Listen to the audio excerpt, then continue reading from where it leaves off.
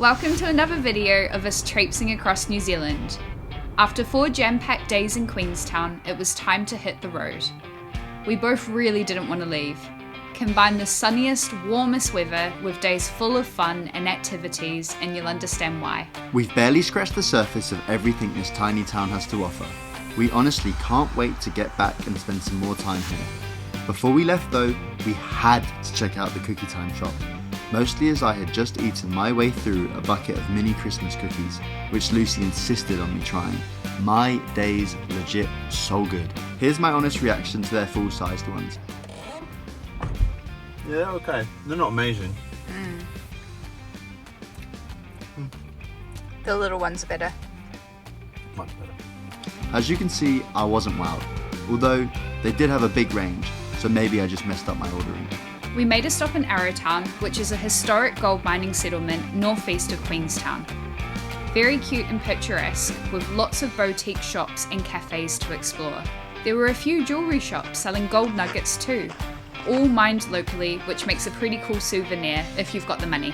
A short walk down the river takes you to the Arrowtown Chinese settlement. This partially restored site is a heritage-listed historic village. It was set up by Chinese miners during the Otago gold rush of the 1860s. It's completely free to wander through and has loads of information talking about how their lives looked and how they lived. We found it very interesting, but also very sad. The Chinese migrants were treated like second-class citizens and ostracised by the rest of the mining community. They were promised wealth to come here, but ultimately died without the money to make it back home to China. Our next stop was Cromwell, where we would be setting up camp for the night. Along the way, we stopped and checked out the Roaring Meg Gorge too, which was loud and pretty cool. Cromwell was also established during the Otago Gold Rush and is now more known for its stone fruit and wine. Also in Cromwell over the summer was the Kiwi Water Park, something my sister Ella had sent me countless reels of during the months leading up to the holiday, until we finally caved and booked it. Our first clue that maybe we didn't fit in was arriving to a swarm of 6 to 15-year-old children and realising that the only other adults were supervising. Our second was when we'd actually climbed onto the floaties and tried to move on them. It was traumatising. As a kid, this sort of thing would have been like Christmas Day for me. My brain knew all the fun things I wanted to do on that course, but was limited by my stupid adult body. For example, doing things like this. The issue I have is that I forget I'm not a kid anymore. I can't do the things I once did when I was a spring chicken. I forget that I'm a 90 kg man of pure muscle, and therefore can't do those things. Like this. And this.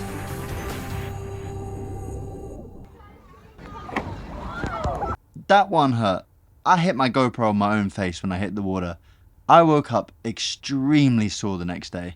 I was more than okay with not doing any mad jumps. I had my contact lenses in, the water kept getting up my nose, and I had whiplash already from falling in at low heights.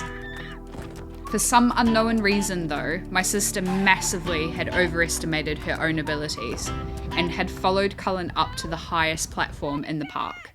Like a lamb to slaughter. Ouch, right?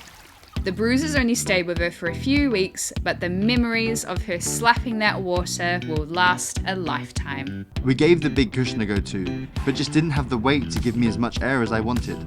Lucy's mum and sister were going to jump on it, but they got scared last minute and backed out, which is fair. We need more fun friends to help send me. I managed to get a little bit up into the air, but not long, and I didn't move much, and I slapped my back on the water. That was also painful. 1 minute you're looking up at the beautiful big fruit of Cromwell, and the next minute you're looking across at the tree in the lake in Wānaka. You know the one. We know you know the one. If you don't know the one, here's a quick montage.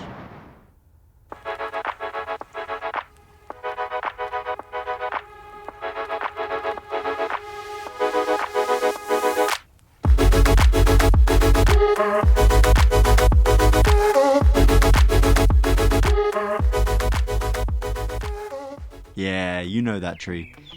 It was both of our first times in Wānaka, and what a place, how beautiful.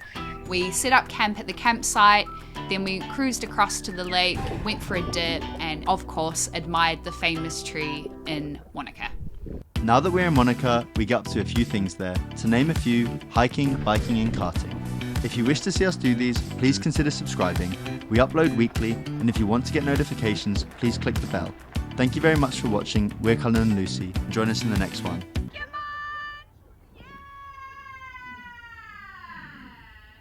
Bye-bye.